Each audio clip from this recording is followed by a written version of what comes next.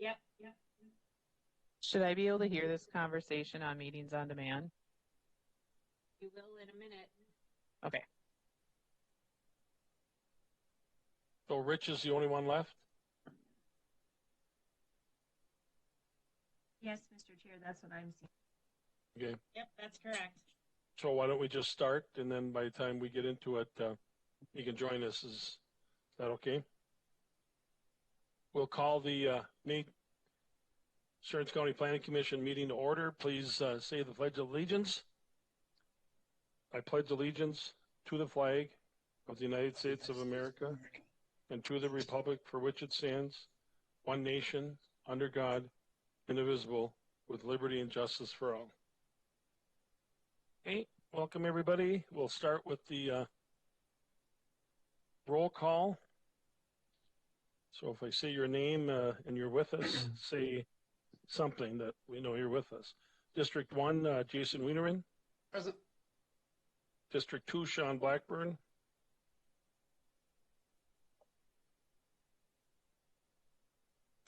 Sean Blackburn, are you with us? Okay, we'll wait for him. Ken Mossman. Here, I'm here. Mike Perrell. Here. Rich Blankish. Okay, we're waiting for him. And I'm Jeff Bertram, and I'm obviously here. Commissioner Persky is with us as well. So, and Sean and Rich are with us. Somebody give us a thumbs up, maybe.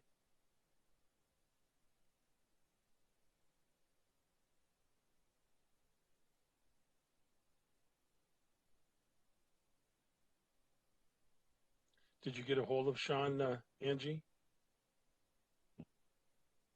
Mr. Chair, he shows that he's on here, but I don't hear his voice, so let me try him again and see if he picks up.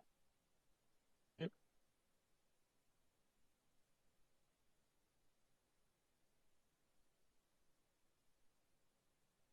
Yeah, when Sean comes on, there he is. He should be on now. Sean, are you there?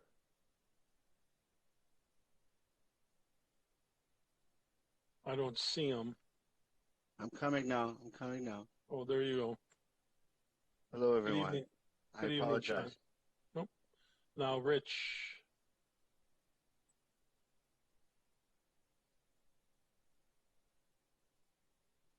We'll wait a minute or two for Rich, otherwise we'll start. You've missed the Pledge of Allegiance, Sean, but we said it louder. I appreciate that. But I say it every day, so. Well, good. You got that covered.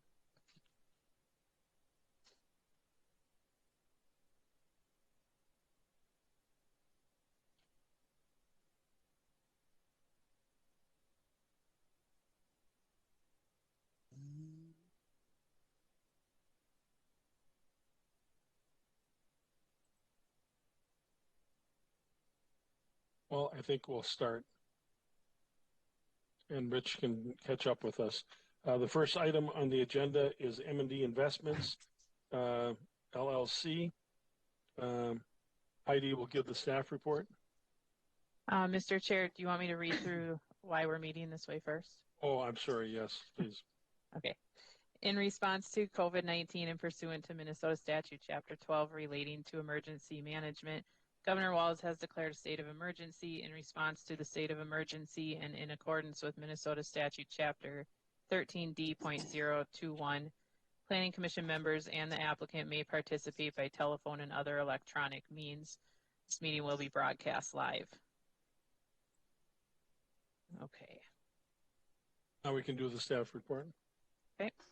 To consider a request for a conditional use permit submitted by M&D Investments, LLC, Waite Park, Minnesota, according to sections 4.8 and 9.11.5V of Stearns County Land Use and Zoning Ordinance number 439, to construct and operate a well drilling company in the industrial zoning district.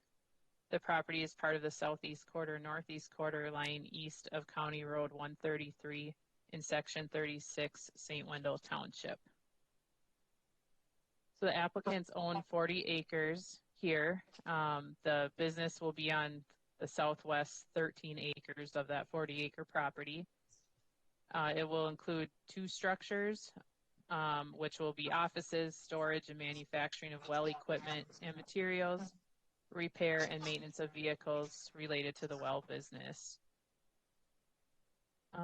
Access is from County Road 133, and they've already received their approach permit for that. There won't be any wetland impacts. The property's relatively flat. They are working on their stormwater management plan. One has been submitted, and that's in the process of being reviewed. They will be providing 85 employee and customer parking spaces, along with additional parking for large trucks and trailers. They're proposing vegetative screening to the west and south side of the project area, and they are requesting to not have to screen the north and east sides of the project area.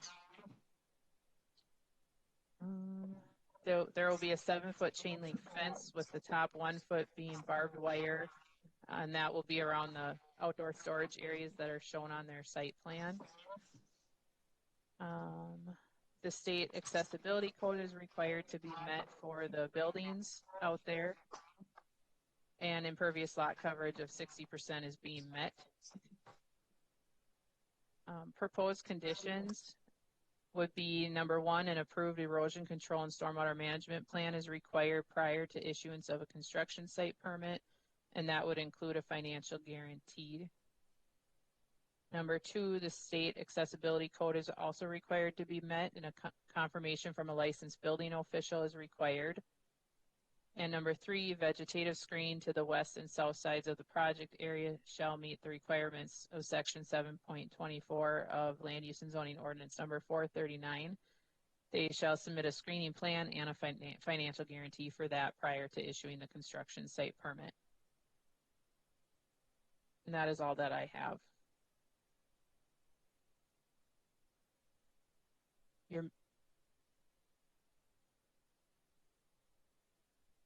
Rich Blankish is with us. Good evening, Rich. Hello, everyone.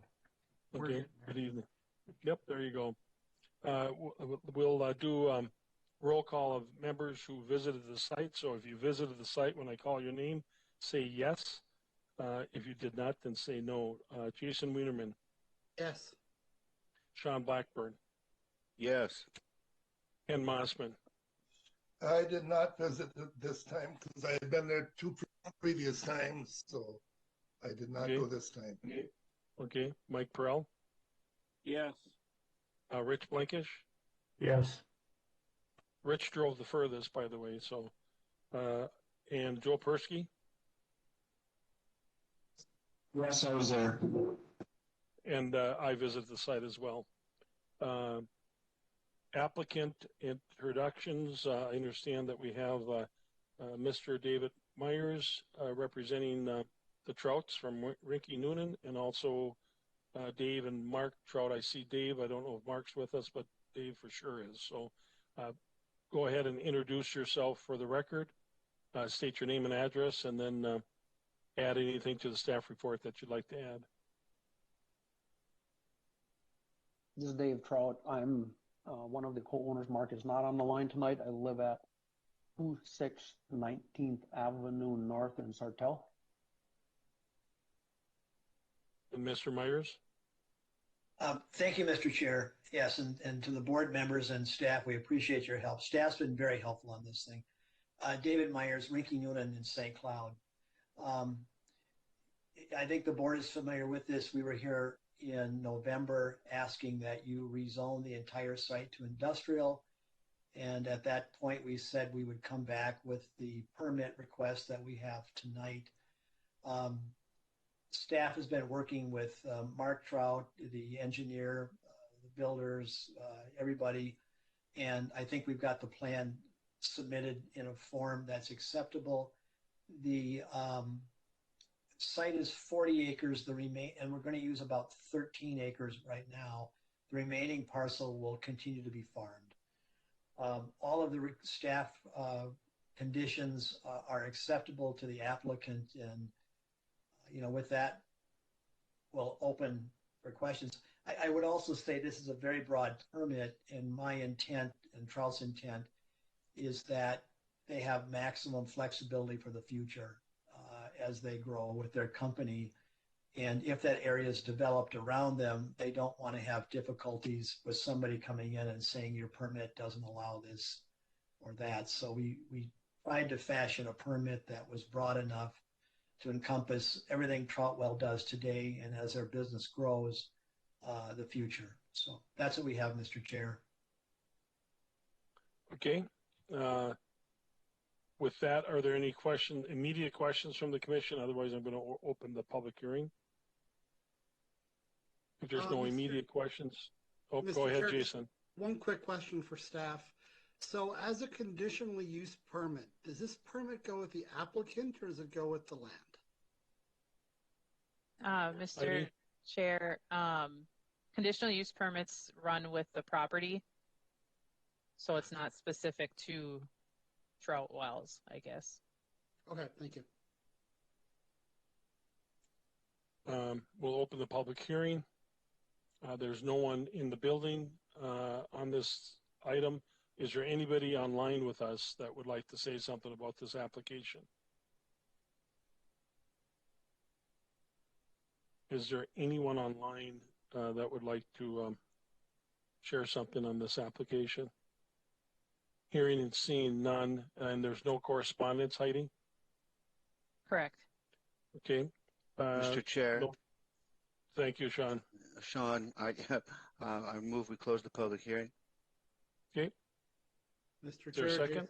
Jason Wienerman seconds. Okay. Sean moves, Jason seconds, close public hearing. If you're in favor of closing public hearing, say aye when I call your name. If you're not, say no. Jason Wienerman? Aye. Sean Blackburn? Aye. Ken Mossman? Aye. Mike Pearl? Aye. Rich Blankish? Aye. And the chair votes aye. Public hearing is closed. Discussion on the items. Two things questions I have, Heidi. Is the state accessibility code is required to be met?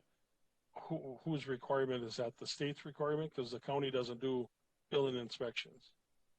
Correct. The county doesn't do building inspections, but we are required to enforce the accessibility code, the state accessibility code. So we typically contract with a building official, which Trout has been in contact with them already today to review their plans for that. So that will be signed off before we issue the permit and then after construction is done. And then explain number 3, the vegetative screening. Is that part of the ordinance requirement, or who's making that happen? Sure. The ordinance requires for outdoor storage, vegetative, well, some kind of screening, either vegetative or fencing or berms, on all sides of outdoor storage areas. So they are proposing to screen the south side and the west side, and they're asking to not screen the north side and the east side. So they'll need to submit a plan on what that vegetative screening will look like and show that it meets the ordinance requirements before we issue that construction site permit to ensure that that gets done properly.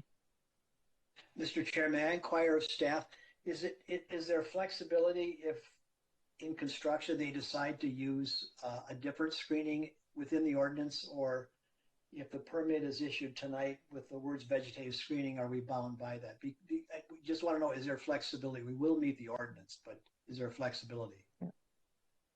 Yeah, there can be flexibility. We can change that condition if the planning commission wants to just say screening, meeting the ordinance requirement rather than vegetative screening. That would open up the option for a fence or something like of that nature too. That would be our request, Mr. Chair. Just screening to meet the ordinance.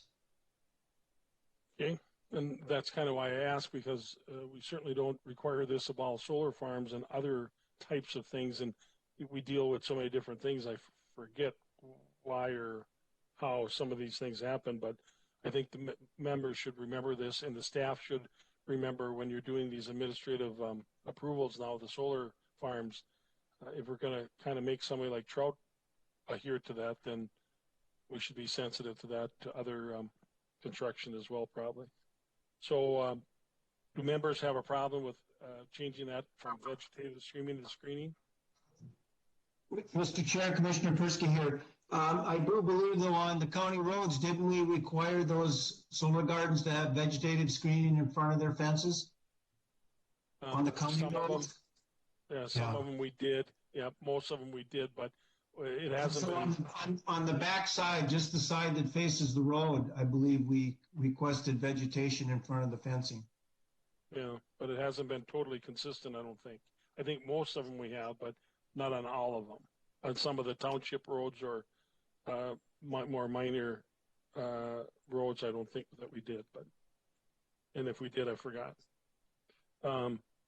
So we'll change that to screening. Then I don't hear or see any objection. Instead of vegetative screening, we'll put screening.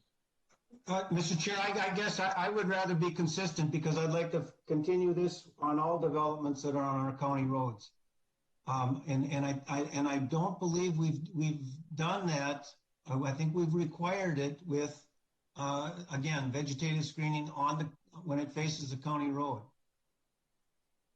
I don't think I understood that that's what you were saying. I got it. So you're thinking it should remain. Let's hear from the other members. I'd like to keep that as far as all those other solar gardens coming in and any other developments that's going to have like heavy equipment behind a fence. I'd rather have it, looking at some pines or some shrubs instead of just having that fence sitting there. Mr. Chair, this is Sean. I'm with Joe on that one. Actually, I kind of like the idea of sticking with the vegetation. Mr. Chair, Jason Wienerman. The vegetation's nice, but as this is an industrial zoning, I have no preference either way, but it's an industrial site. So it's not, the solar farms are on the ag sites. So we do have a different land use here. But I have no preference either way. This is Rich Blankish. I'm in favor of the vegetative screening. And then Jason, I don't know if you've ever been through the industrial park in St. Joe. They have berms and vegetative plantings to buffer their buildings. And I suppose in the end, someday this is probably going to be either St. Joe or Sartell's, what do you want to call it, industrial area. But I think for the rest of the citizens of Stearns County that drive County Road 133, I think it would be a good thing if we just required the west side of the fenced-in area to have vegetative screening because of the reasons that I presented, and then the other sides, regular fencing or whatever, the screen. Mr. Chairman, Mr. Myers, let me ask you, I would assume that's not a deal breaker to do it along the road. No, in fact, in my discussions with the people from Trout, it was the south line, which is another field they would prefer to have flexibility. They intend to put trees along the road. So the suggestion that vegetation of trees along the road be acceptable, it's the south line we'd like to have an opportunity to decide which is best. So what I'm hearing is commission members, or at least three of you, want it the roadside. Mr. Myers is saying that's what they're going to do. But the rest of the sides, I'm hearing that that's not necessarily important by commission members. Mr. Chair, this is right? Rich. I agree with Mr. Myers. Okay. Yeah, and Mr. Chair, to be clear, we were asking not to screen the north and the east side because that's Trout's property. Got it. Okay. Anything else by members? Any other questions or anything? Mr. Chair, Jason Wiener. We're getting a lot of feedback. Can others mute themselves and see if that helps that? Seems a little better. So The staff report indicates this is on the drinking water supply management area. Is there any need from the city of Sartell to have a spill response plan? Or is there any protection on the industrial site in case of a spill, either by Trout or some potential future owner? Mr. Chair, Commissioner Wienerman, we did send notice to the city of Sartell requesting comments regarding this, and I sent the plans to them, and I did not receive any comments from them regarding any concern with the drinking water supply management area and this use. So that's all I know is that they did not respond to our request for comments. I don't know if Trout has any other comments regarding that. I work regularly with their utility person, John Cothenbeetle, and we're not having any underground fuel tanks or anything like that. So I think it certainly keeps the risk low because we'll have double containment with above ground tanks. Anything that gets washed off of trucks in the truck bays goes into a sealed holding tank and has to get pumped. So I think it's probably about the best practices that can be done on a site like that. Okay, as long as the city's concerned over their water, so they can respond if they want to. Thank you. Okay. Any other questions or comments? Go ahead. I have several questions. Dan, first of all, I think I mentioned I like this plan. I think it's a good location for your business. I think it makes sense. Just a couple things. Heidi, can you show us the project area map again like you had before? Yeah. Is the way this is we're bringing the entire 40 acres in as an industrial site. Is that correct? And so the project area, is that platted off, or is that just where you're putting this piece as far as being developed? Commissioner Persky, it is still a 40-acre tract. They haven't subdivided that the project area. They have not subdivided that from the 40-acre tract yet. I think there's been talk potentially in the future of doing that, but at this point, it's still a full 40-acre tract and all of it is zoned industrial. Oh, okay. And then go back to the picture you had before, just the next one, I believe. No, the one, the site. Well, that one's good too, because I can see the approach. I see then you put the approach outside the area. First of all, I don't know if you had conversation with Jody, but that makes sense, obviously, to have it that far away from the turn, because I was concerned about it being on that curve the way it was. Was there any talk about putting a right turn lane on there?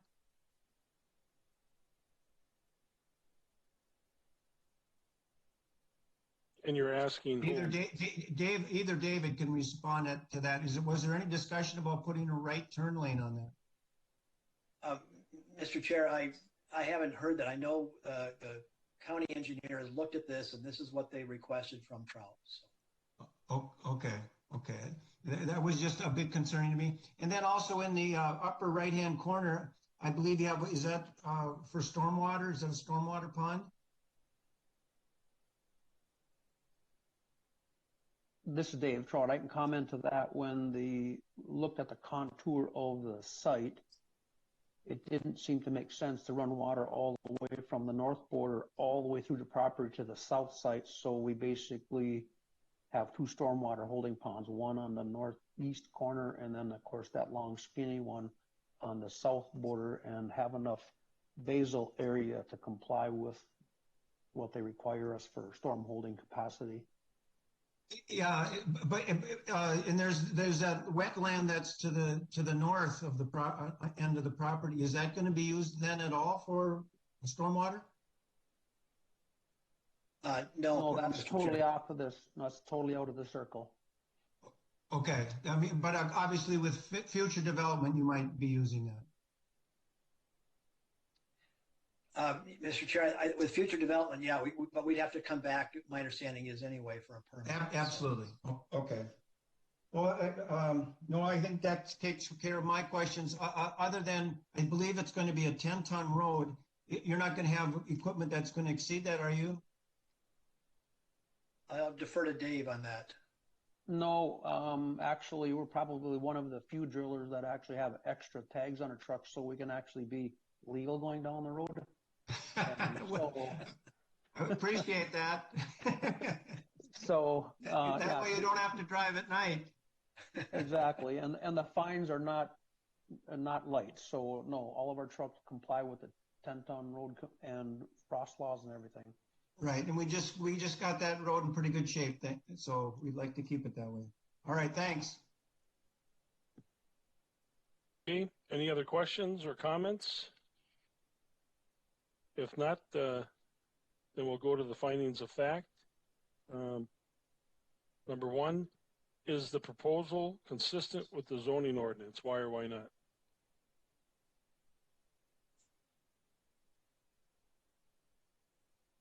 Mr. Chair, Jason Wienerman here. The proposal is consistent with the zoning ordinance. Number 439, sections 4.8 and 9.11.5B. Number two, does the proposal conform to the comprehensive plan of the county?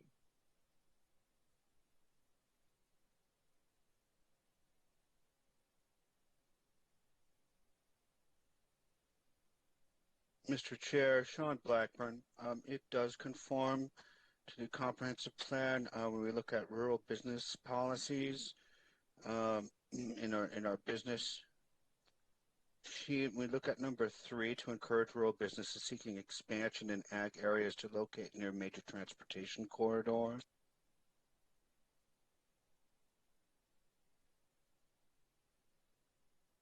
Number 3, is the proposal compatible with the existing neighborhood? Why or why not? Mr. Chair, Jason Wienerman. So first, it's the existing neighborhood. So there's a spelling error on the findings of fact. Not a big deal. Currently, it's an ag field, but it's been zoned for industrial. So this is consistent with the current zoning for the site and compatible. And in the area, it's compatible because it's a free-for-all. There's been no planned development or zoning at all. So really, it doesn't matter if it doesn't fit.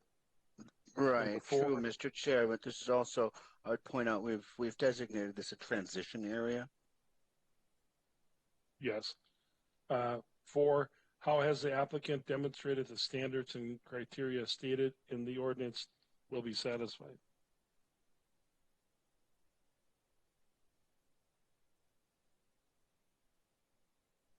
Mr. Chair, Jason Wienerman, through the 3 conditions, will satisfy the ordinance requirements. 5, other issues pertinent to this matter. Heidi, you can just verify if you can, township, city input. We have not received any comments from the township or one of the adjacent cities. Federal, state, local permits.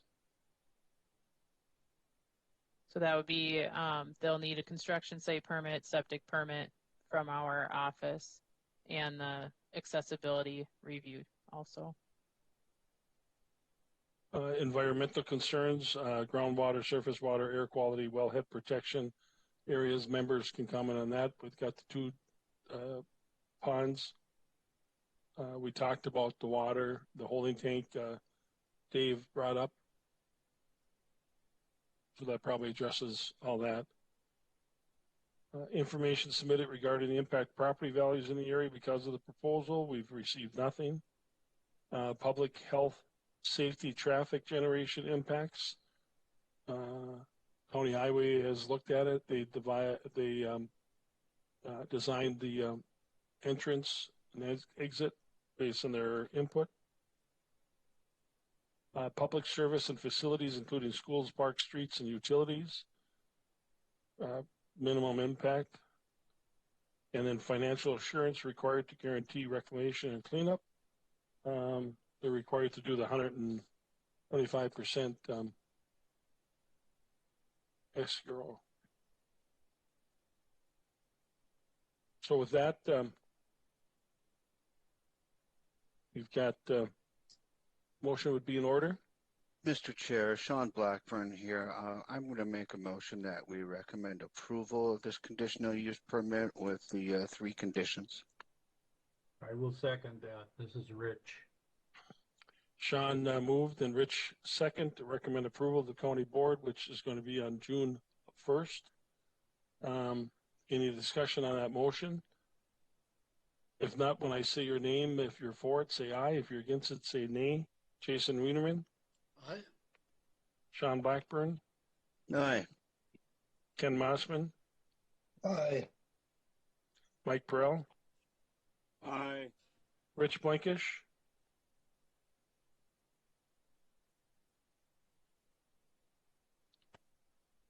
Rich.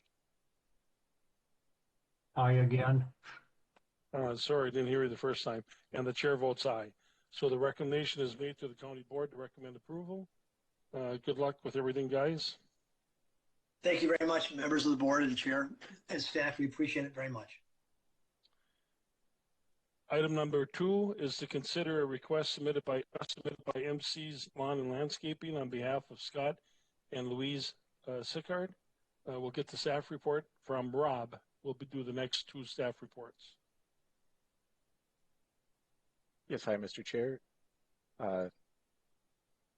This request is to, as you said, submitted by MC's Lawn and Landscaping on behalf of Scott and Louise Sickard, according to Stearns County Land Use and Zoning Ordinance number 439, to construct a replacement retaining wall greater than 25% of the lot width, not pursuant to section 5.1.2C6 of the Land Use and Zoning Ordinance. The property under consideration is Lot 7 of Ross Addition. The property address is 16442 Laurel Road, St. Joseph, Minnesota. The parcel size is 0.4 acres on the lake side of Laurel Road. Impervious surface lot coverage is at about 23%.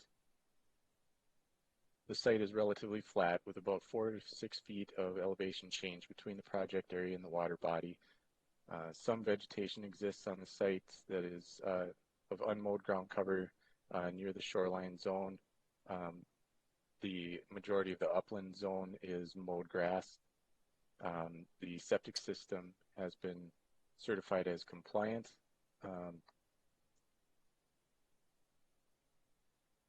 And that is, there has been correspondence received that was attached to the staff report. Proposed conditions include improvement of the upland vegetation by either planting a total of 4 trees, minimum 6 feet tall, in the upland area, or by establishing a 200 square foot area of vegetation that would be unmowed or planted with native vegetation, and that the vegetation would be planted by September 1st of 2021. And that is all I have. Okay. Thanks, Rob. When I call your name, let me know if you visited the site or not. Jason Wienerman, Yes. Sean Blackburn, Yes. Ken Mossman, Yes. Mike Perrell, Yes. Rich Blankish, Yes. Commissioner Persky, Yes. and so did I. And Nick Newman and Rob visited the site from the staff perspective. Okay, at this point, we'll recognize the applicants. I understand Mike Silbernick and Tim Burns from MC Lawn and Landscaping are with us. Please state your name, address for the record. Hi, my name is Mike Silbernick, and my address is 2103 West St. Germain Street, St. Cloud, Minnesota. And my name is Tim Burns, 1805 6th Street North, Sartell, Minnesota. Okay. You have anything you want to add to the staff report? Well, I guess the wall that's on Scott Sycard's property, I was told it's been there since the 90s. And I believe Nick, he wasn't able to give me an exact date because the previous owners never got a permit for it. And when I met with Nick to replace the wall, he said the reason why we have to get a permit now is because when it was originally built, there was no permit issued. So, and I think the only option now is, you know, to replace it in the same footprint. And I know Greg Bird, I read the findings that Greg Bird had said to slope the soil in front of the wall, like a 4-to-1 or a 5-to-1 slope. And he said it would only take 5 cubic yards to fill that in. My calculations show that it would take close to 20 to 25 cubic yards. We'd also then have to change the steps. We'd have to extend the existing sidewalk. So we propose to, or we would like to put the wall back in the same exact footprint, plant 2 additional trees, and then we were going to do 14 native grasses in front of the wall. And then Nick said that if we do all that, we'd be in compliant with the shrub and tree coverage. And I think that's about all I have. I assume that your one more license. Go ahead. I guess one more thing, to get into the backyard too, I don't even believe there's access because on the north side of the property, I believe there's a telephone pole. And then on the south side of the property, there's not much space in between Scott Sycard's property and the property adjacent to his. So, and that's why we were just going to pull out the old timbers by hand, bring the new timbers back by hand, you know, not remove any soil, so there wouldn't be any, you know, disturbance to the lawn and stuff, just because there's really no way to get back there with equipment. So everything would have to be done by hand. I assume that you're licensed by Stearns County? Yeah, my license number is 161. Okay. And I see that Mr. Sycard filled out all the application, everything. He's not with us tonight, right? I believe he is, correct. Oh, you believe he is with us? Yeah. Well, I guess we saw him on there. I don't know if he wants to speak or not on his behalf. Well, if he does, now would be the time to say something. Okay. I'm unmuted, yes. Oh, okay. If you want to state your name and address for the record, please. Scott Sycard, 355 Dunbar Knoll, Mahtomedi, Minnesota. Okay, thank you. Is there anything you want to add to what the landscapers have said and the staff? Nope. I like Tim and Mike said, we're just looking to replace it in the same footprint.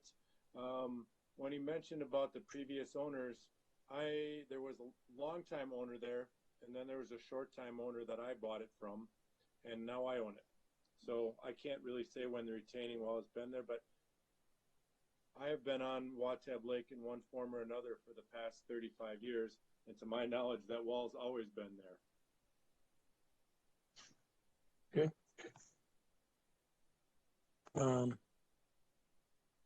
With that, is there any, before I open the public hearing, any commission members have initial questions or comments?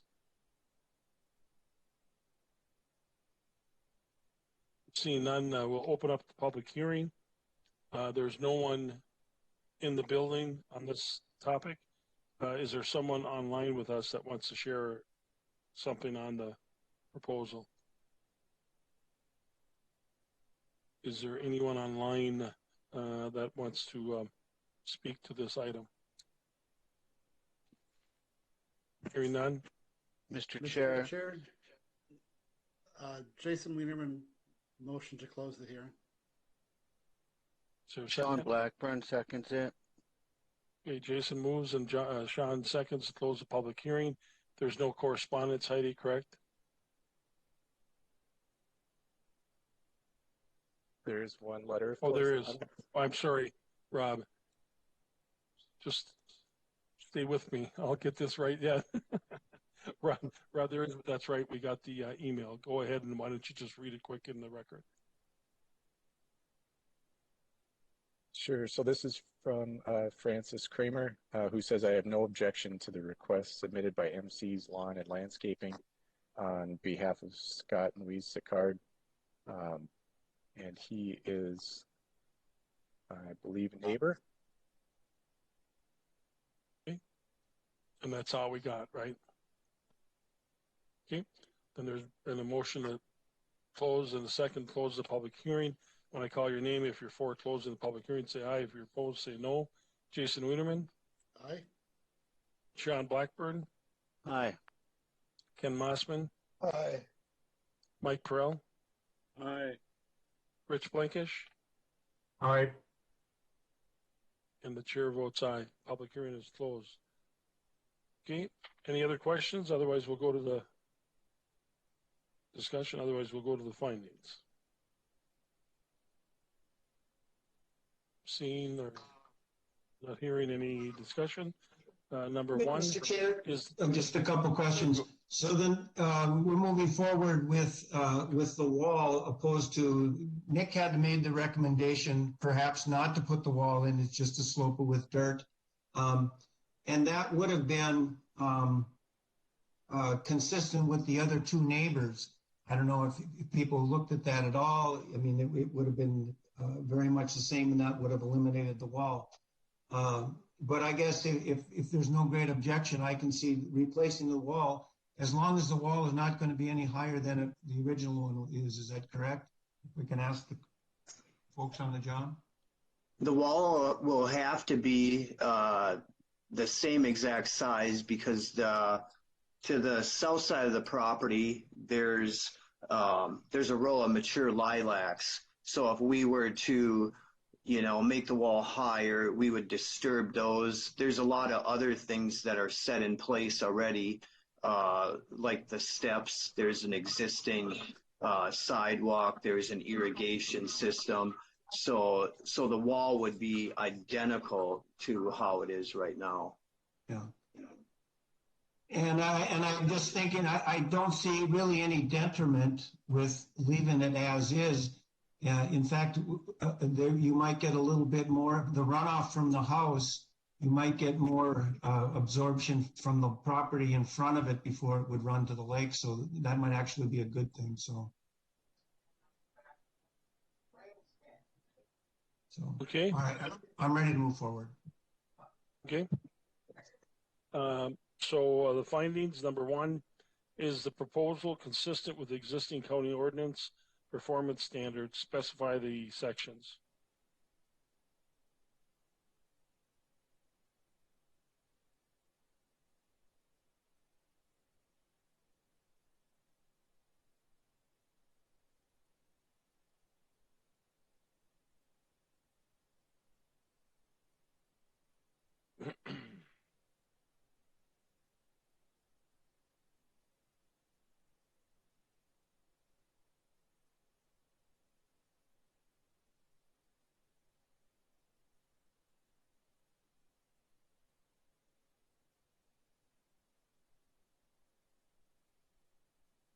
Mr. Chair, does staff have any recommendations on this? We're kind of in the findings, but that's okay. We can ask that question. Rob? I don't have my ordinance in front of me, thank you, but it is consistent in the that the vegetation standards would be mitigated through this proposal.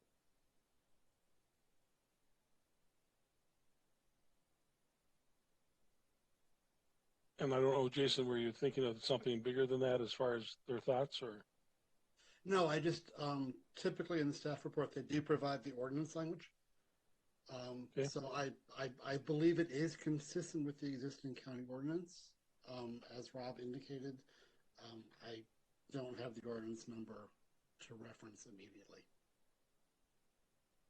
Number 2, are there any other standards, rules, or requirements that the proposal must meet?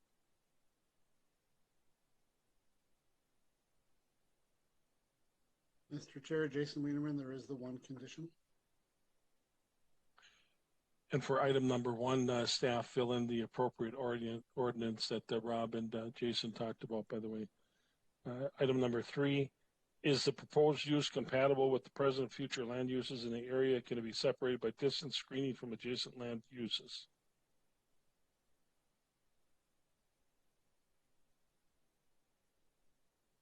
Mr. Chair, as this is a actual real replacement for the existing wall, I believe it is consistent with the present land uses of the area. 4, how are the potential environmental impacts, groundwater, surface water, air quality, wellhead protection, fish, wildlife habitat of the proposal being addressed?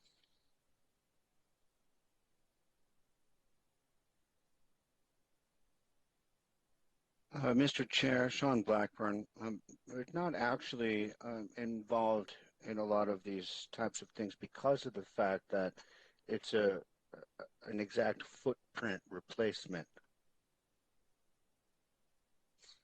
And I would like to tag on to Sean's statement there. Also, because of the limitations on the side yard setback from the building, they can't bring equipment and earth movers in. They have to do everything basically manual.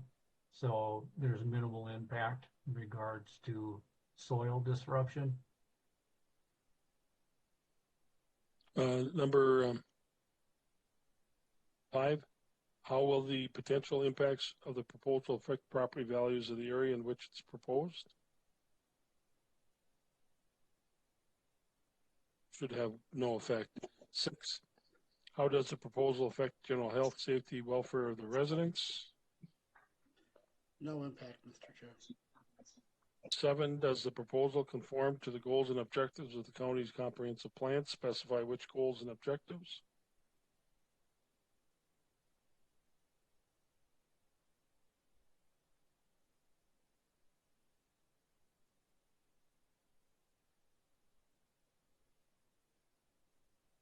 Mr. Chair, under the water resource policies, it preserves the watershed functions for high-quality surface waters and recreation areas and provides for restoration of the watershed function for impaired waters. So by the reconstruction, it'll slow down the water coming off the building.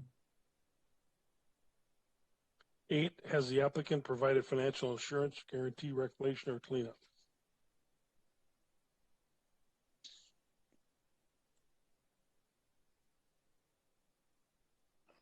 I don't believe that was a factor of this, Mr. Chair. 9, other issues pertinent to the matter?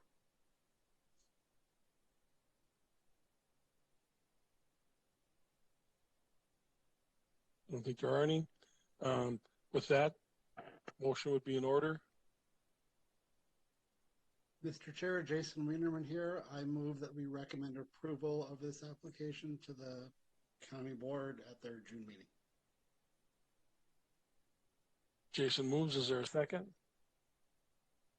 This is Ken Mossman. I will second that.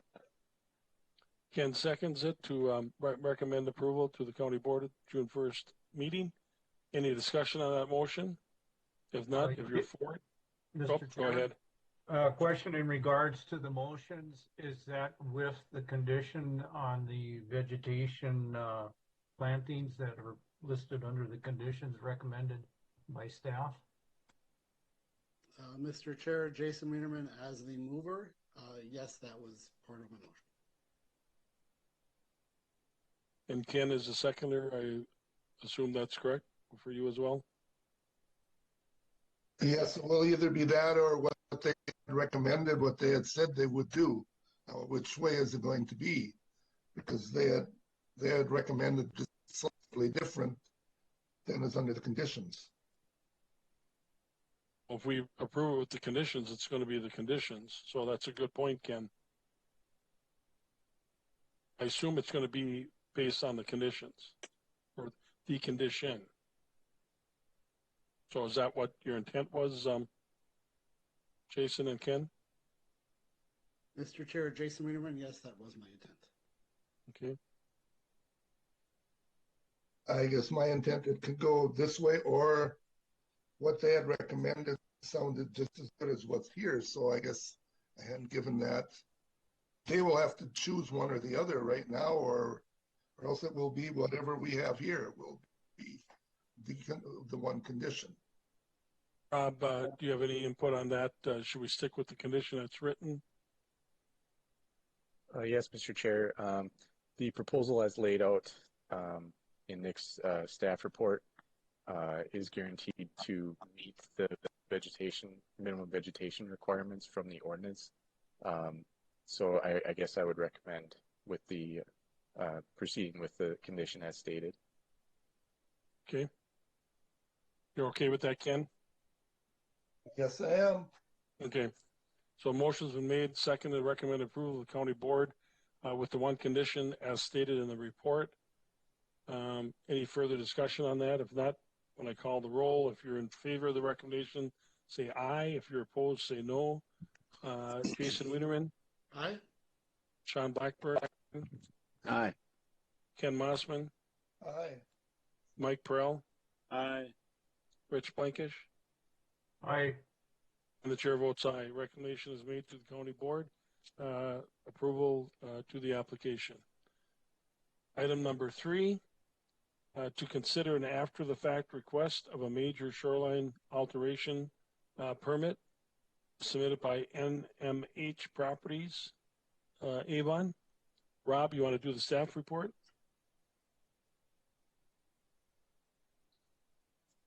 Thank you, Mr. Chair.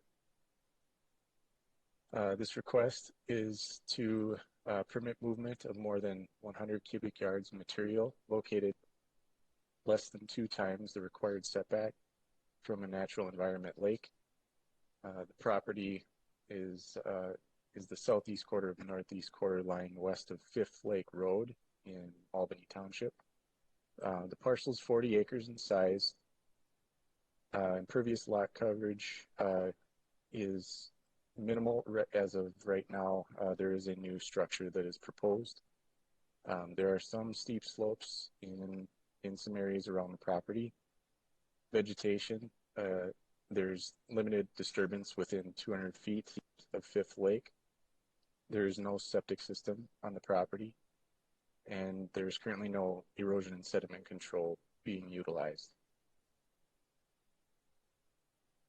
An estimated 300 to 500 cubic yards of material was moved in and around the proposed driveway, building pad, and parking areas, much of it outside areas that would have been exempted under a construction site permit.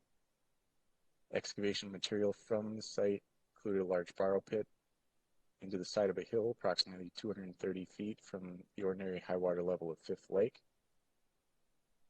Track of disturbed soils has been further established around the property, most of which is greater than 300 feet from the lake. More than 100 cubic yards of dirt moving activity within 400 feet of the natural environment lake requires a major shoreline alteration permit. Recommended conditions there's just one, and that would be that all areas outside of what is necessary for construction shall be stabilized with temporary or permanent erosion control. Sediment control should be used in all areas downslope of disturbed areas. And that is all I have.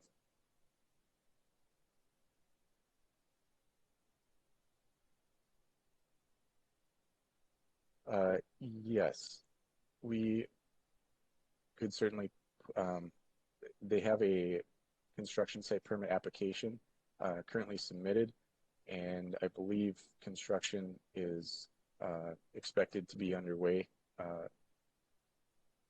sometime soon, so we could put, July 1st, I think, as a deadline, or within 2 weeks of beginning construction, whichever would be, whichever you think would be best. Mr. Chair, this is Angie Berg. You are muted for your question. Could you please restate that? We heard Rob, but we didn't hear the question. Should I read it forward or should I do it backwards like I do when I talk in Whale? I'm sorry. I'm sorry. I said, what did I say? Oh, I asked time certain on the screening. I'm thinking with all the dirt disturbance, I think sooner the better. I would say by June 15th.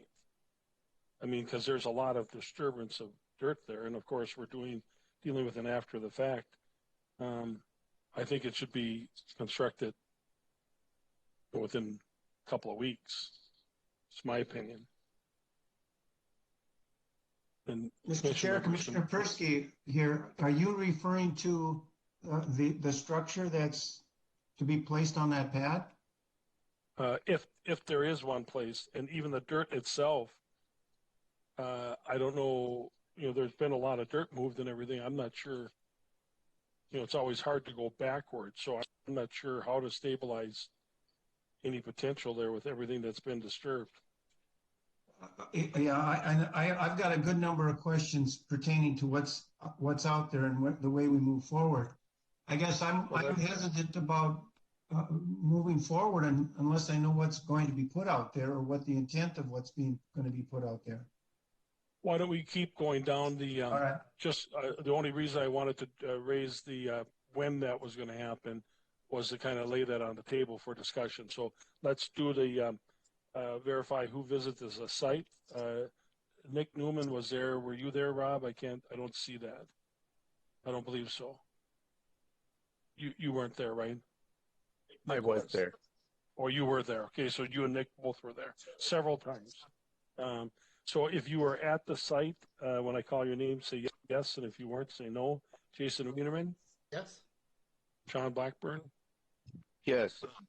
Ken Mossman? Yes. Mike Perrell? Yes. Rich Blankish? Yes. Joe Persky? Yes. And I was there.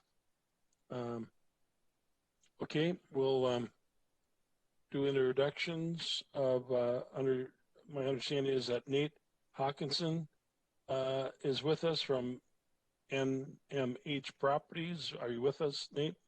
Yes, sir. My name is Nate Please state your, Hokinson. yes, it's name and address for the record. Nate Hokinson. My address is 32712 182nd Avenue in Avon. Okay. Do you want to add anything to the staff report, or I see somebody else is with you? You want to state your name and... My name is Ron Bartles, and I live at 19642 County Road 156 in Albany. Okay. Either one of you want to add anything to the staff report? Well, I think, obviously after the fact, we misinterpreted the rules and all that, and we understand that. The intent with that barrel pit is to take that clay, which is west or east of the build site, and replace it into that hole, shape it, seed it, and we wanted to put retention fence up there, but then we were told to disturb nothing else, and so we were unclear as to whether we should be doing that right away, or if we had to wait till the findings. And listening to you guys, we can certainly have that fence up there within 2 weeks without an issue.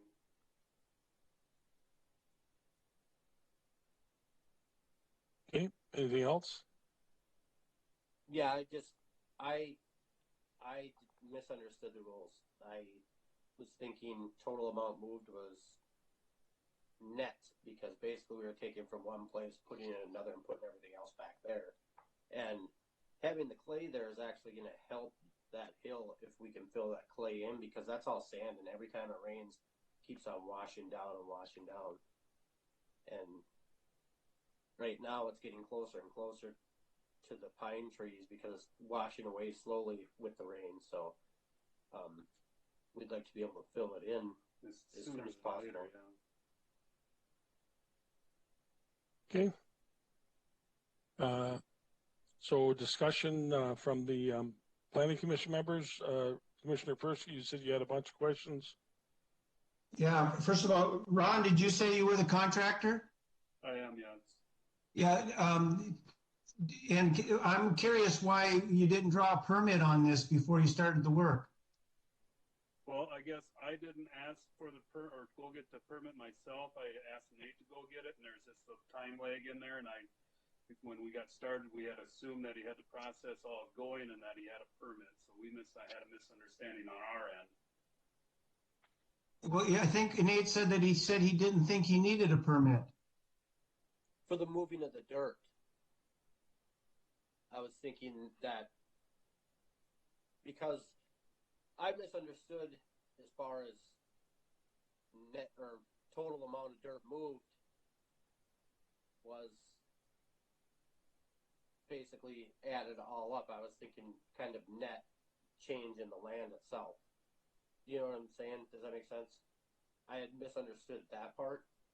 So basically, like if you move 50 yards here and move another 50 yards back, that's 100 yards. Where I was thinking that cancels each other out. So I apologize. I completely misunderstood it when I read it, and we weren't building the building yet, and I had the permit in process, and I was waiting for the computer design from him, and it was in my junk mailbox, and I was waiting for. What was that? Yeah. Okay. But Mr. Bartles, you're a contractor. You know that there should have been a silt fence though on that pad, correct? I was relying on my excavator to do his work. I guess I should have instructed him to do a silt fence. Yes, you're correct. Who is the excavator? Nick Schiffler.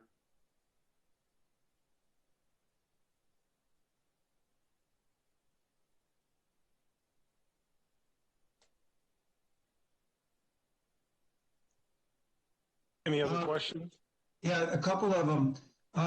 What about the road being put in there? What did the township have to say about that road being put in, the placement of it? We're still waiting on that. They're voting on it on Monday, I believe, at the Planning Commission. But there again, shouldn't the process be to have it approved before you put it in? It was originally meant to be temporary for when we're starting to do work there. So once again, that was another misunderstanding. I came out, there's a culvert and everything in there, and that was more or less to start work on the dirt work.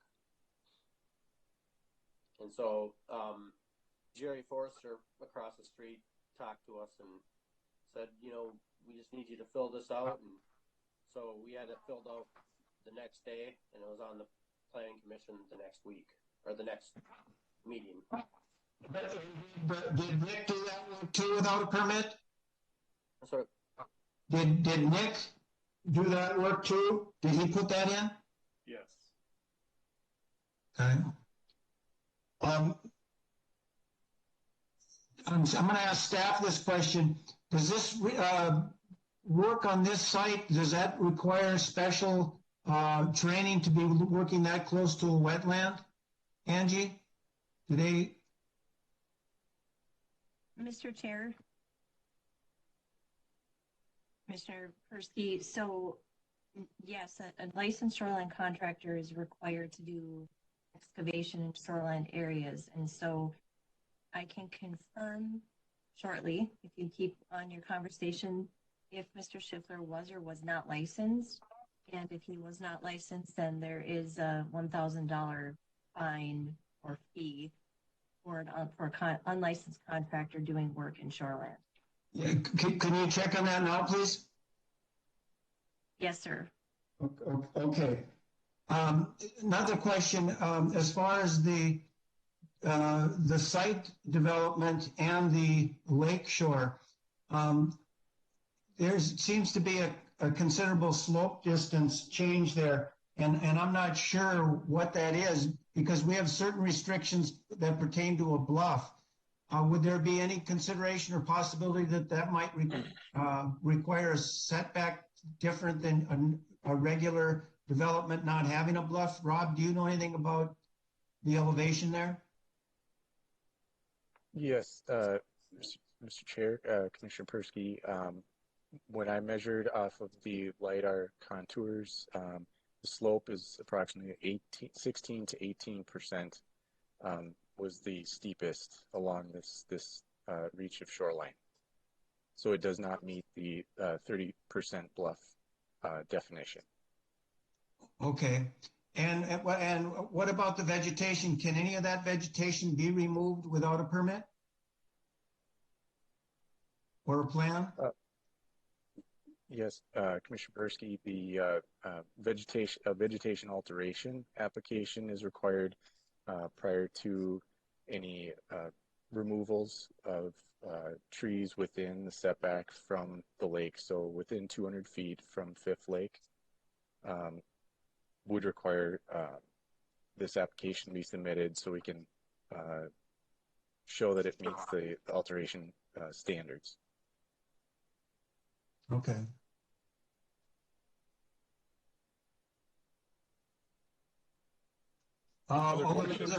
Any other questions from other committee members? Make those questions available. There's no questions at this moment. We'll open the public hearing, but if there's questions, let's take them now. This is Nate again. I was wondering, the comment on the removal of vegetation, we didn't plan on removing any of the vegetation along between the building and the lake, so that wouldn't need to be removed. So that permit wouldn't be needed because we won't be removing anything. And how much of an area did you disturb? Rob, did you determine that by chance?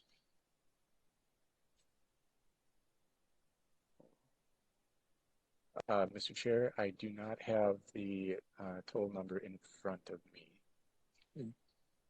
But it was certainly a lot. It was a big area. So, okay.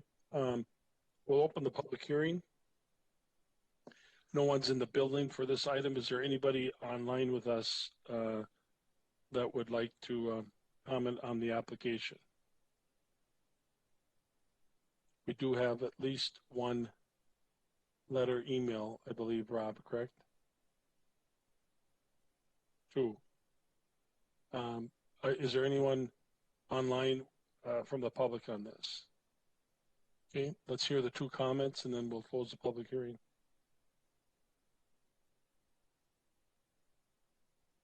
The first email is from Albany Township. It says, in reviewing the after-the-fact request from NMH Properties, please note the following findings of fact. Albany Township driveway access permits. The driveway was placed prior to the permit being requested. The board has not approved the location of the driveway and the placement of the culvert. The final decision will be made at the May 24th meeting. Our ordinance states a new approach needs to be approved by the township board prior to work being started. And the second email was from Gerald Forrester, who lives at 32598 Fifth Lake Road, which is directly across from the NMH property. For over 42 years, he says, I'm also the zoning administrator for Albany Township. I rented and farmed the land in question in the 80s and 90s, so I'm quite familiar with the lay of the land. I don't believe there was any runoff that could have had any effect on the lake. I also believe he now knows he needs to contact the county before he starts this type of work in the future. I recommend approval of the permit. Thanks, Jerry Forster, Zoning Administrator, Albany Township. Okay, with those two comments read and no one with us online or in the building, can we get a motion to close the public hearing? Mr. Chair, Sean here. I move we close the public hearing. Mr. Chair, this is Rich. I'll second it. Okay, Sean moves, close the public hearing. Rich seconds it. Any discussion? If not, when I call your name, if you're for closing the public hearing, say aye. If you're against it, say nay. Jason Wienerman. Aye. Sean Blackburn. Aye. Ken Mossman. Aye. Mike Perrell. Aye. Rich Blankish. Aye. The chair votes aye. Public hearing is closed. Okay, further discussion, members.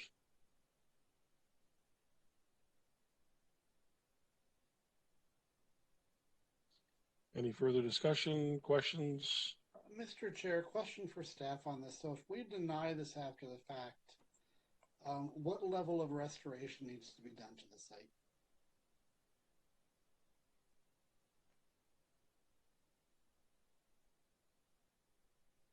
Rob?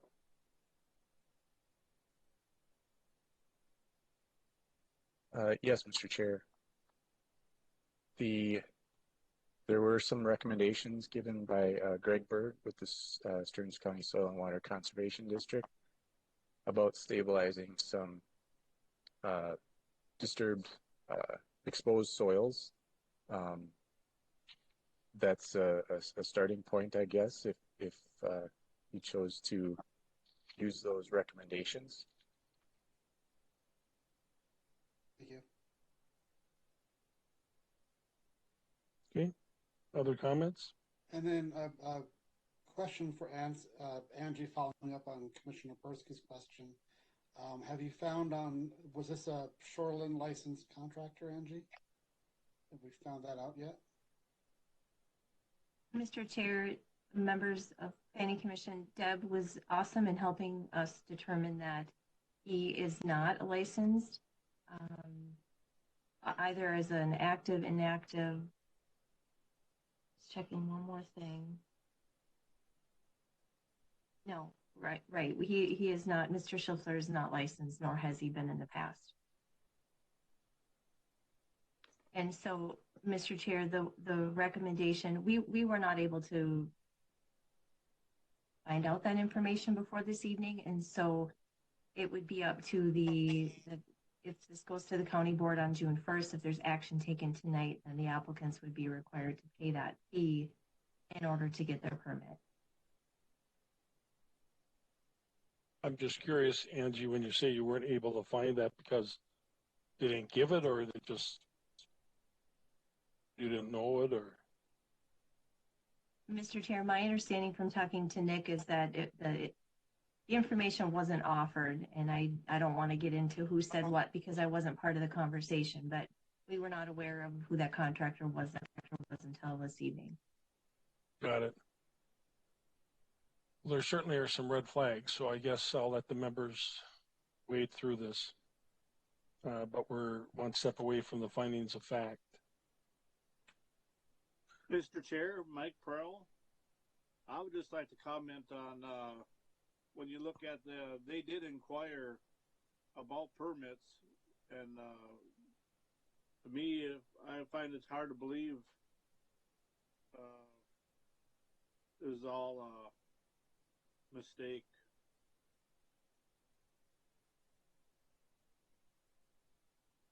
Is the first interaction either one the applicant or the staff?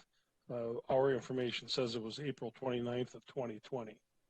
So basically a year ago was the first contact and interaction. So there must, and then of course it was April of this year, and by that time some of this already had happened, but there were discussions with staff a year ago. I guess kind of following up on what Ken's saying.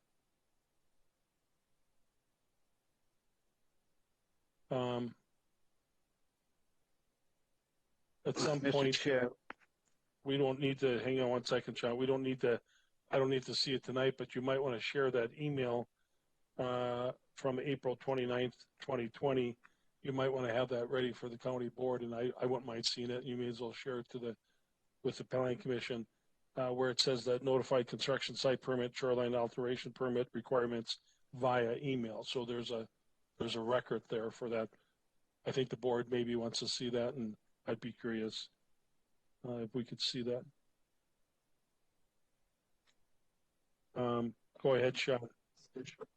I just wanted to express my concerns about the whole thing, and the possible erosion in the meantime, and the fact that we don't know what's going to happen with this, with the road that they also did basically without permit.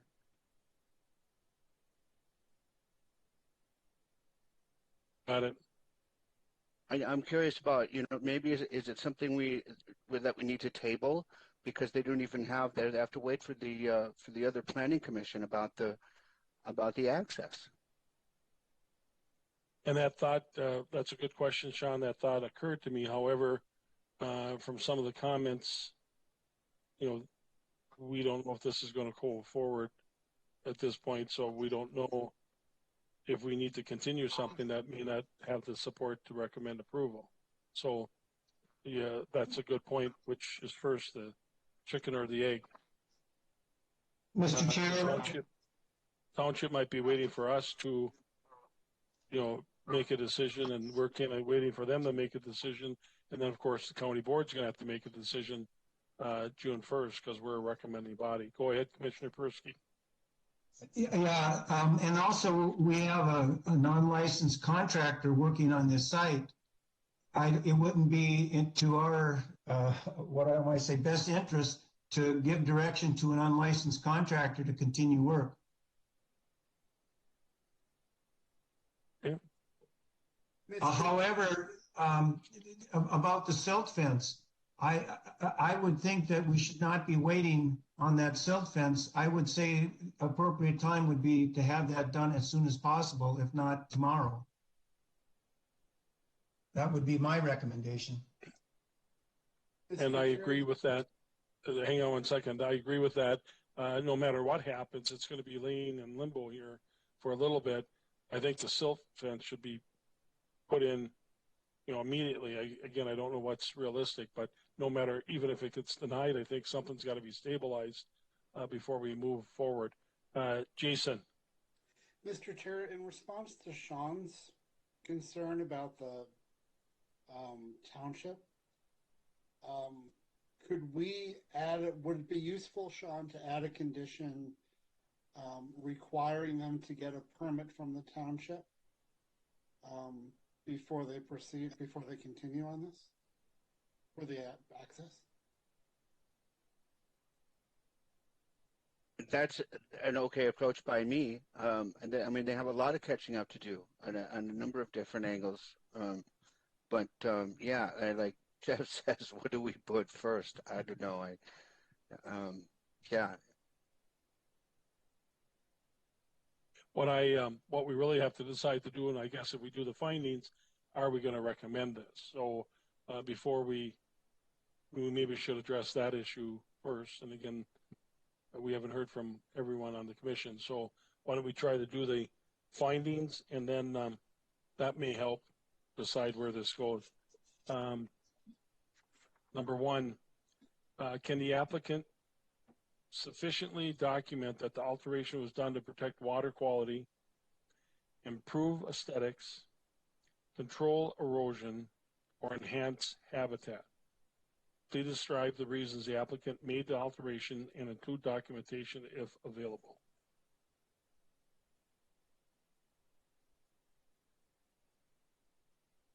Mr. Chair, I don't believe this application and the alteration was done for any of the 5 purposes you listed. It appears the alteration was done to improve the site for the structure they want to install, as opposed to protecting any of the natural resources on the site. Okay. Number 2, Why did the applicant fail to obtain an alteration permit or comply with the requirements before commencing work?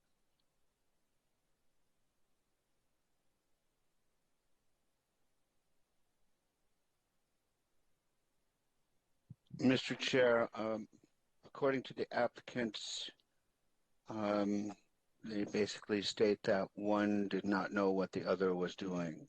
And it's a weak excuse, but that's their excuse. And Mr. Chair, I'd like to add on to what Sean said there. We also have evidence that some of the work was done by an unlicensed shoreline contractor who may or may not have been aware of the requirements. 3, did the applicant obtain all required permits and comply with other requirements? Please identify all the other permits and whether the applicant obtained the permits. Mr. Chair, this is Ken Mossman. Isn't that why we're here? Because they kind of neglected to get any of the permits needed for it. And from what I see, they have to stop until they get all the permits and get a licensed contractor to do the work. And then maybe we could let them go forward. I guess that would be my thought. Yes, and then also, this is Rick. Go ahead. Yeah, go ahead, Rich. With the driveway approach, being the township was not approached to start with, we don't know if that's the proper size culvert underneath that approach that they've temporarily built. I'm sure that the township has standards in regards to what size culvert they got to have in, depending on the slope of the land and the water that it's going to handle. So from that standpoint, again, they didn't follow procedures that most contractors are well aware of when they're developing a site. 4, is the alteration is in a sensitive area, shore or bluff impact zone, wetland buffer, a county biological survey site, or other documented high-value habitat. Identify and describe all sensitive areas.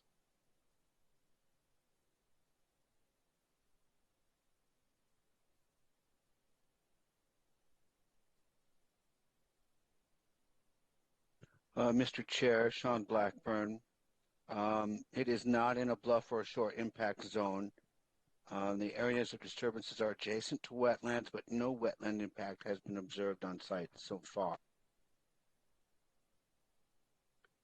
5, is the alteration visible Mr. from Chair, the lake? Or, go ahead, Mr. Joe. Chair, however, the building site is on the property that is connected to an environmental lake. I think that's worth noting. Mr. Chair, this is Ken Mossman. If we're on 40 acres, if it was on 3 acres would be one argument, but when you're on 40 acres and you're building 300 feet away or 400 feet away, that's kind of a whole different argument in my mind. So that's all. Number 5, is the alteration visible from the lake? Oh, did I say that one? Oh, no, I didn't. Is the alteration visible from the lake or the public water? Describe the degree to which the alteration is visible.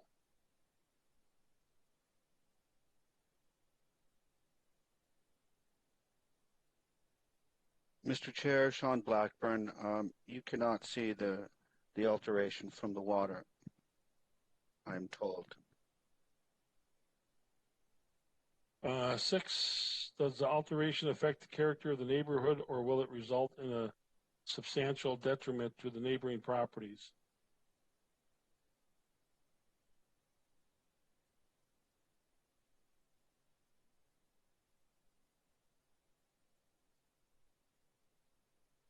Did you jump to a different findings of fact, Mr. Chair?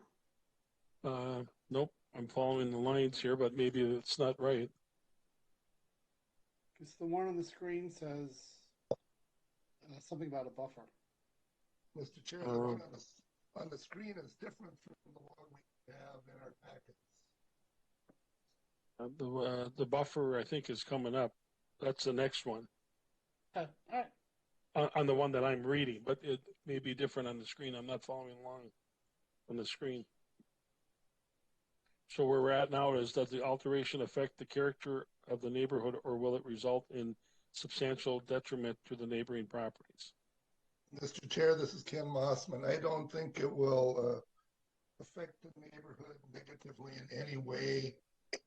It looked like a pretty quiet neighborhood back there, and this is just going to be, it'll be a building on 40 acres, or we don't know what the plans are for the future, but it's not going to hurt the neighborhood in my mind. Other comments? I don't know if we considered the track that was built there. There's a number of jumps, so evidently it's for dirt bike riding or else four-wheeling so that you can hit a ramp and get air. So from that standpoint, I think you might have impact on the peace and quiet of the people that live out there. 7, did the alteration... Can I just make one comment, sir? Not right now. The public hearing's been closed, and unless a commission member has a specific question, comments over with. Somebody can ask me how long that track's been there then. Numbers, if somebody wants to do that, they certainly can do that at some point. Number 7, did the alteration reduce or eliminate an existing buffer between the ordinary high water level, water, impervious surfaces, or create a more direct conduit for stormwater to flow into public waters?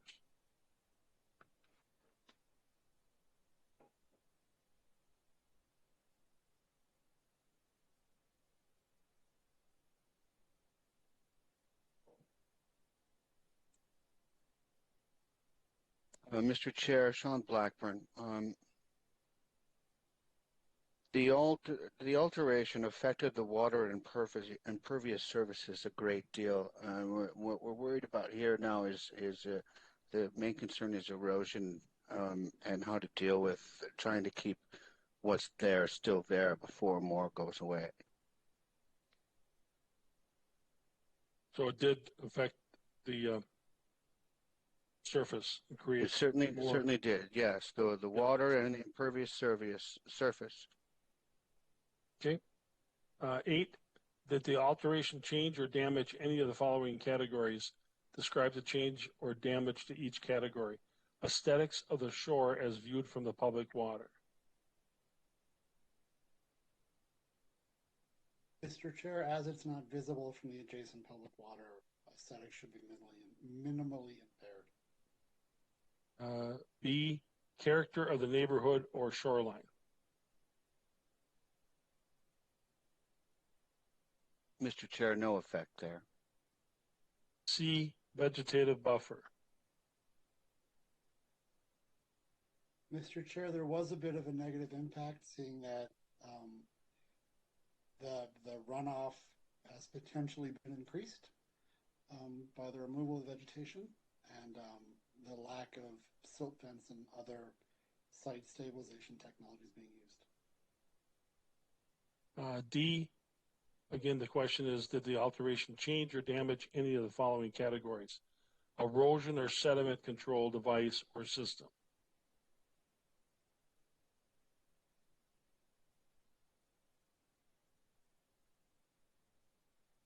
It couldn't change it because there wasn't any. Yes. And there still isn't. E, stormwater management device or system. Did it change the alteration or damage the stormwater management device or system? Again, there is no system on that one, Mr. Chair. Fish and wildlife habitat. No effect. Water quality. No known effect so far. Number 9, could the applicant mitigate the damage or change without removing the alteration and restoring the site? Please explain how the mitigation would occur as a result of the mitigation.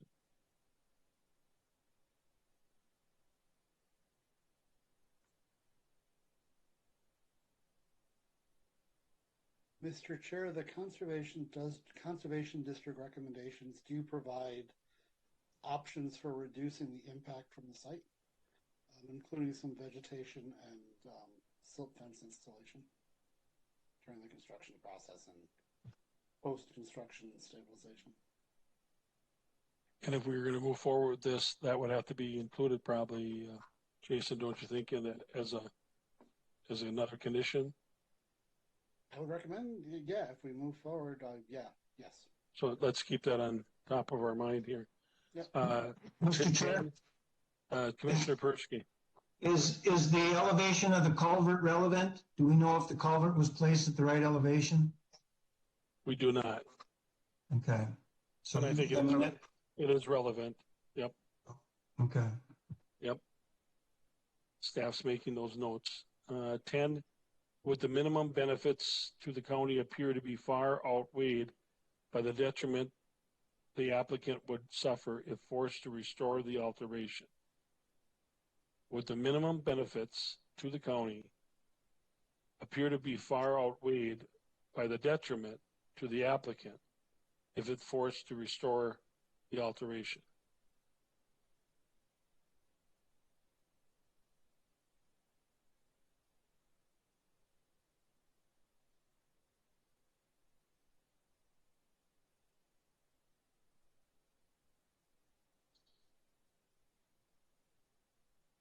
Mr. Chair, based upon the wording of that question, with the minimum detriment to the county being offset by the cost of altering the site, I don't believe that the detriment of the county exceeds the cost of the offset to the landowner. I think I understand what you're saying, but let's dummy that down a little bit so everybody understands exactly. Say that another way. All right, let me see if I can state it in a way that answers the question. So would the minimum benefits to the county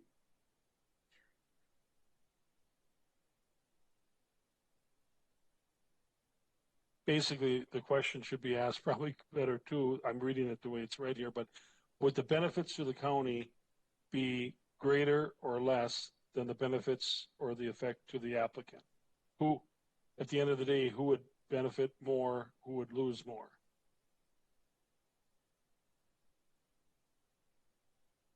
So let me try this again, Mr. Chair. I believe the detriment to the applicant would exceed the benefits to the county. So if the applicant is required to restore the site, the benefits received by the county would not be cost effective on this site. Is that a better way of phrasing it? I understand better what you're saying. Okay. I'm not sure where the commission agrees or disagrees, but I think you've stated it clearly. So the commission can agree or disagree according to. Okay, findings are done. Mr. Chair. Angie? Angie Berg, just wanted to pipe in a little bit before you go into your discussion or voting. So just to be clear, if the planning commission would choose to not make a decision tonight and or continue it or not approve it, what we would recommend that you do is require the applicant to come back with a restoration plan. And so what I'm saying is if you're leaning towards restoration of the site, I would suggest you continue this item for the applicant to come back to you with a full restoration plan of what this would look like. That's the direction from the ordinance on after the fact projects. Thank you. From where I'm sitting, we pretty much have two options. The commission members can make a motion to recommend denial to the county board, and we can vote on that, see where members are, and then the county board ultimately makes the final decision. Or we can continue it, and if we're somewhat inclined to try to, straighten out this mess, say, get everything in order. Either divulge all the information of who's licensed, who isn't, sort through all that, get all the permits, the county, the township permits and everything else, and then come back with it. So we really got two different options here that commission members have, in my opinion. So,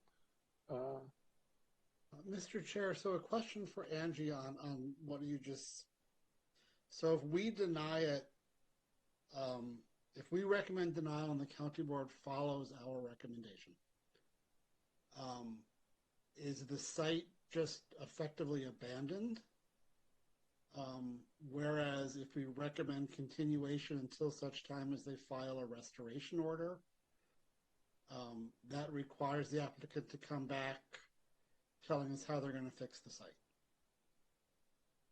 Mr. Chair, Jason, to answer your questions, we would not leave the site abandoned, but it does get a bit more tricky to, because then the county's really forced to come up with a restoration plan on our own if the applicant isn't cooperative. And then you're correct, then it would have to come back to the planning commission, because in order to restore, they're going to be moving more than 100 cubic yards. So hopefully that answers your question. Mr. Chair, Mike Pearl here. I'd like to make a motion to deny. That way we get a feeling of who's going to vote for what, and we get an idea where to go from here. Okay. Motion's been made by Ken to recommend denial to the county board. Mr. Chair, this is Ken. Yep. That was Mike. Oh, I'm sorry. Did I say Ken? I meant Mike. See, that's what happens when I'm here for 2 hours or an hour and a half. I'm sorry. Mike moves to recommend denial to the county board. Is there a second to that motion?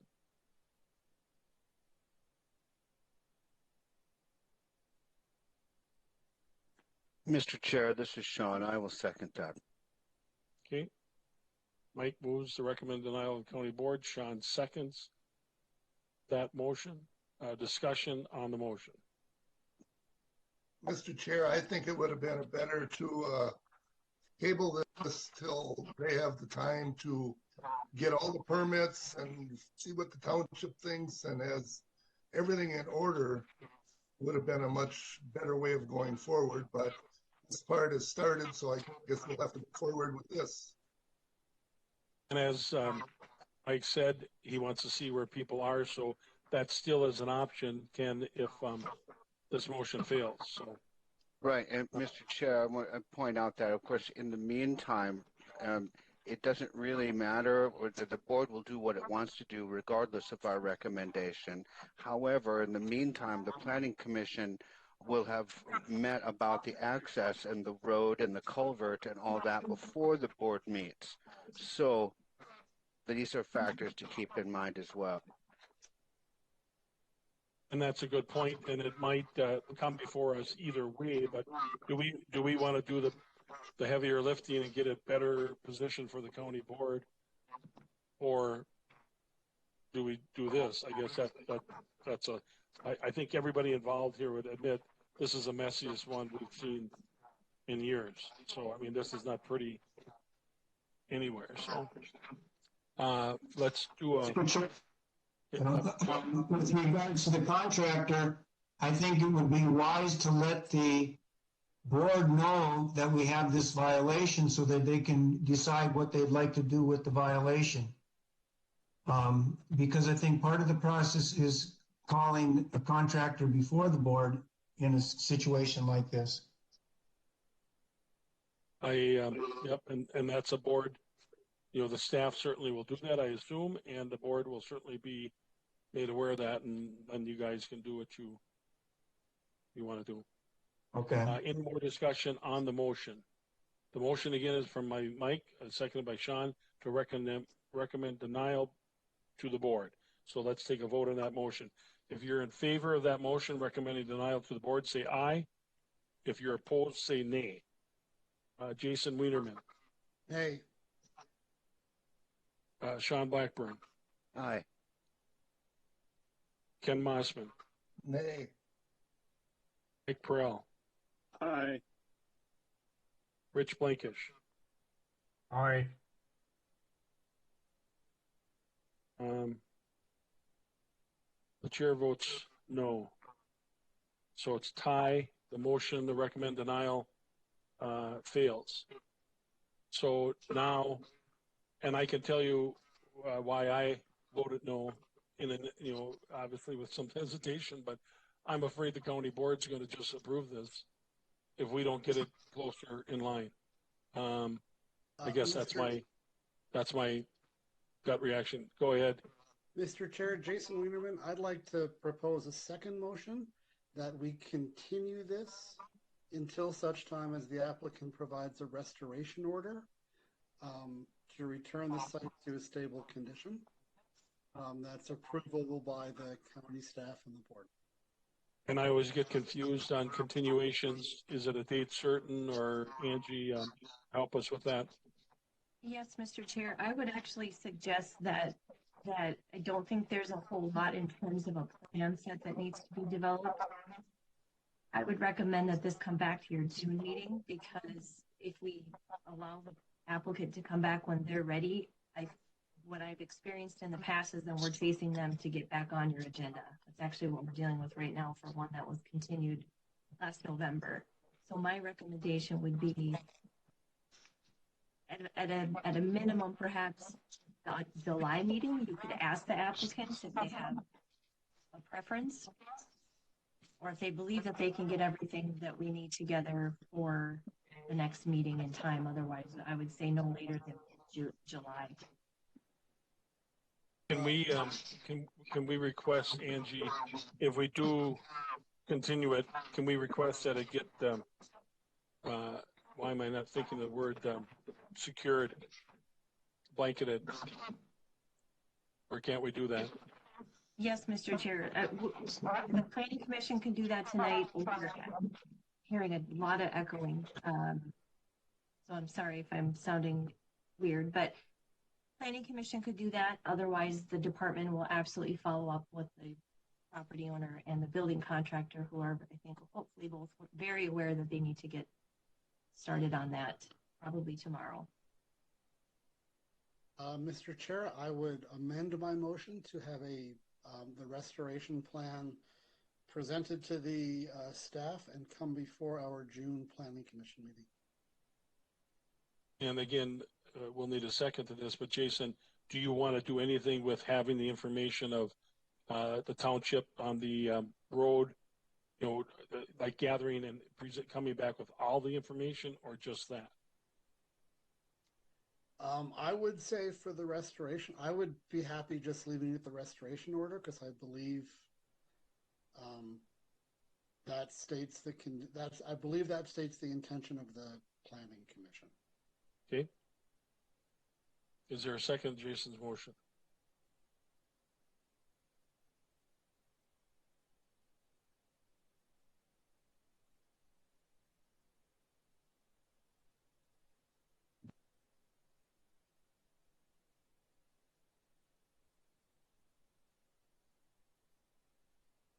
Is there a Mr. second Chair, to the motion? This is Sean. I will second that. Okay. Jason, state it again, Jason, just so I don't interpret it wrong. So we are continuing this until the June meeting, when the applicant will return with a restoration order for correcting the site. Okay, and Sean seconds that. So any discussion on that motion? Yes, Chair, this is Ken Mossman. I don't quite understand they talking about restoring it, because like Angie said, if they want to restore it and its previous thing, the county has to draw that up. Would they mean to draw up to restore it into what they should have done in the first place? I guess I don't quite follow. Mr. Chair, it's Jason's motion would be the intent of the department as well. Our preference as a department is not to do the restoration plan for them. They can tell us how they're going to put it back, and then the department along with the planning commission can evaluate that and determine if it needs to be restored or if the permit for the conditional use permit would be granted. Does that make sense, Ken? A little bit. It's just telling me that you're leaving it in their hands instead of the county's hands. And I'm still not in agreement with that because they've gone this far. I just think they should be able to get all the permits they should have, get a licensed person in there, and finish what they started. So that's my thoughts. And Angie, am I thinking this correct? If they don't know what they need to do by now for the June meeting, if they do that, they could continue, couldn't they? Yes, Mr. Chair, if the applicants, if you want them to come back and just correct what is out there right now in terms of erosion and sediment control, then you do not have to add the comment that you want to see a restoration plan. Restoration would mean putting it back to how it was, not how they want it to be. Mm-hmm. So to Ken's point, the department believes the burden is on the landowner to show us how you're going to put it back instead of the burden being on the county to show them how to put it back. So that's Jason's. Mr. Chair, Commissioner Persky. if we go back to where we were before, if we just deny, could they just come back with another permit and start from scratch as if they're going to have a plan to do with what's there at this time? And therefore they would have to, they would have to mitigate what has been done and, come up with a plan that's going to work on the property under the condition that it's in at this time.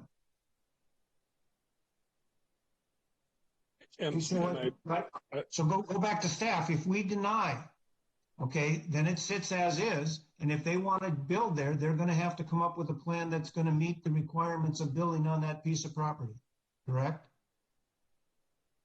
Yes, Mr. Chair, and I think you're going to see an identical request to what you are seeing tonight because that's what they want to do. And again, my fear is the board will approve it with nothing being changed. And I think, unless I'm reading everybody wrong, I think there's consensus that things need to be corrected and changed for the better. And I think a majority of us agree that go ahead and finish it, but get your things in order. So I think that's what the consensus is. I'm afraid if we send this to the board, it's going to be blindly approved by 3-2, and nothing's going to get corrected or changed or improved or anything else. So that's my concern. So now there's a motion in front of us, but what I'd like to do is to get everything in order and get the township, the road confirmed where the road is and the culvert, and get the sand blanket in and everything else, and then let's help them finish it. But I agree with Angie, the county shouldn't be doing this. I mean, we've just waited over 3/4 of an hour because professional people didn't have their ducks in a row. Well, that's not our problem. So now I'm starting to get irritated because it's taken a lot of time. We don't see this. This is why people get paid big money to do this stuff. And the first thing I learned in college in business law was ignorance of the law is no excuse. I mean, anybody in the world today, excavator or otherwise, thinking that you can just do things and getting confused. I mean, I don't think anybody was convinced by that. So how do we get to where they can get their things, this mess cleaned up and bring it back to us, that then we can act on a clear plan like we normally get? That's what I'd like to know. Even though we have a motion before us, if that's the agreement by the commission, then we can withdraw that motion if the movers are open to that and get to that point. So I guess it's a matter of where do you want to get to? That's where I'd like to get to. Mr. Chair, to be clear, this is Sean. I, as the seconder of that motion, I'm with you on that. I would withdraw my movement. I just don't know what that motion is, so Angie and staff are gonna have to help if that's the consensus. So Sean, if you can mute Joe, that's gonna help. Evidently, I'm being told, so if you can mute. But Jason, I don't know where you're coming from on this, but if you agree, that's where we should get to. I just don't know what that is, and someone smarter than me is going to have to figure that out. So, from my understanding of the staff discussion we had, and the vote on the last motion, what the intent of my motion is, we move forward, we postpone the decision on this until the June meeting. At the June meeting, the applicant would come back with a site restoration plan that fixes the damage they've caused. And if they so choose to propose moving their location or some other way of installing their desired structure in a way that meets the permit requirements, they can do so as part of their restoration order. I would assume when they bring that back, if they do want to continue the construction on the site, they would have all the required permits organized and lined out. So the intent of my motion is, it sounds like it's in concurrence with many of the members of the board to move this forward, have them fix the damage through the restoration plan that they would develop through their own funding structure. Staff would review the restorations order, and then we would review the restoration order to ensure it's concurrent with what we would like to see on the site. And Angie, is that accurate? Because what you said was, and if that's accurate, I'm for that. But you said that if it's a restoration plan, they couldn't move forward with what they want to do. So I want to make sure that we're clear. Yes, yes. So as Jason explained it, is acceptable. I think that where we're getting tripped up is on the word restoration. So is it restoration to before or restoration to the way they want it to be? I'm hearing, I believe, consensus, but you can correct me if I'm wrong, that what the Planning Commission would like to see back is a plan of how it will be at the end of the project, not the way it was before. And I think that's accurate from what I'm hearing. So if that's not accurate, members, and say something, I'm seeing heads nodding, so I think that's accurate. So does Jason's motion do that? Yes, in our department's mind, it does. Okay. Well, then, then so now let's go back. Then Jason's moved it. Sean's withdrawn his because there's confusion. So now we can get a second of Jason's if that's in agreement.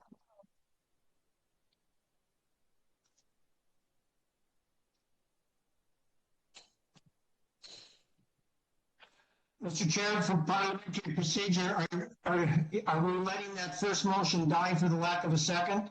Or are we just clarifying that first motion? Well, there was a motion and a second, and then the second was withdrawn, and we were discussing through the mover of what his intent was and everything. And so I think what Angie said now, that motion is still in play, but it just needs a second at this point. And if I'm wrong, then somebody say something. And short of someone seconding it so we can discuss it, I'm going to second it. So the motion's been moved and seconded that we have continue it until our June meeting. Do we need to do a date specific, Angie? We may as well. What's the date? Yeah. Let me grab that quick. June 17th, Mr. Chair. Okay, Jason, I assume you want to say continue it to the June 17th Planning Commission meeting? That is correct, Mr. Chair. Okay, and I'll second that.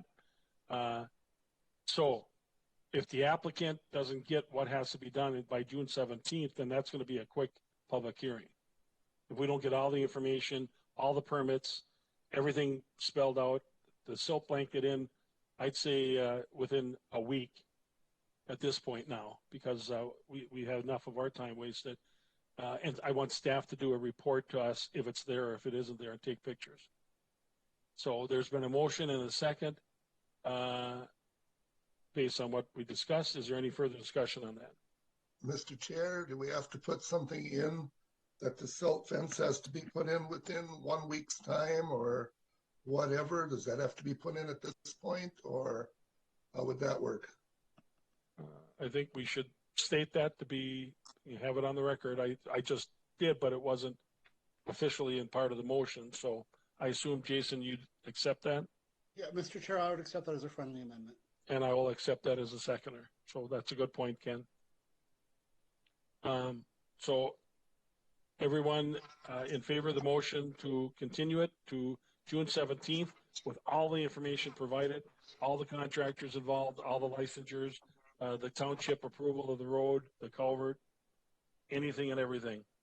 If you're for the motion, say aye. If you're opposed, say nay. Jason Wienerman. Aye. Sean Blackburn. Aye. Ken Mossman. Aye. Mike Perrell. Aye. Rich Blankish. Aye. And the chair votes aye. So it's continued till June 17th.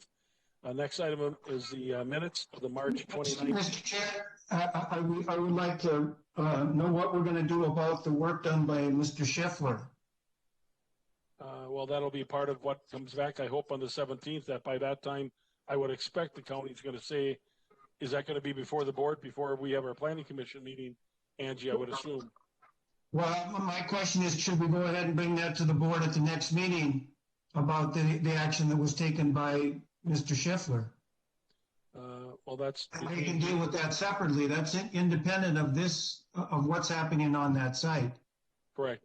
And that would be between you and Dr. Willie and the board, whether or not you want to bring that back or not.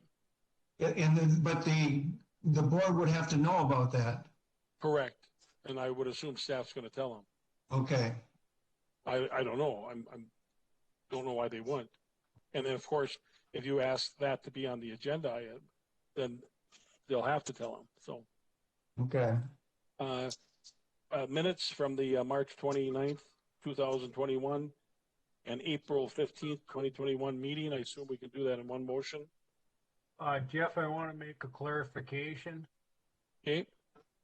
On agenda item 2, the second page of it anyways, in regards to site visits, I was one of those that did not go because I had seen the site twice before. I would like to have that clarified. Got it. I have seen it twice before. That's why I didn't go. Because it makes, the way this is written is, I didn't give a rip and I ignored my duty, and I didn't ignore my duty. Okay. I didn't want to repeat it a third time. Thank you. And I assume that'll be reflected in the corrected minutes. Okay. So anyway, we can do both minutes with one motion. Can I get a motion to approve the 2 minutes? I move we approve the 2 minutes. Okay. Mr. Chair, if I can make a friendly amendment to include the change to the minutes. Okay. And if that's an acceptable amendment, I'll second that. So what's the change is what Rich just said? Yep. Got it. I thought you were talking about something else. Okay. No. So the motion's been made and seconded to approve the minutes with Richard's clarification. Any discussion? If not, when I call your name, say aye. If you're for it, opposed, say nay. Jason Wienerman? Aye. Sean Blackburn? Aye. Ken Mossman? Aye. Mike Perrell? Aye. Rich Blankish? Aye. Chair votes aye. Minutes are approved. Should be it. Monday night, 7 o'clock? No. What time is it, Heidi?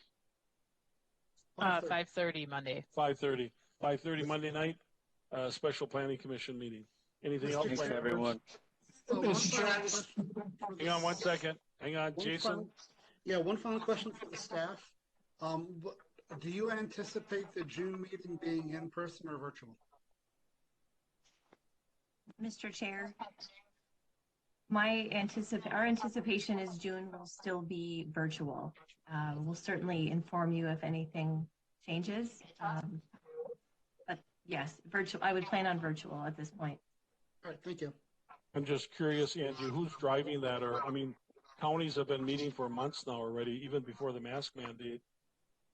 Joe, is that being driven by the board or staff? Or? Things are changing relatively rapidly.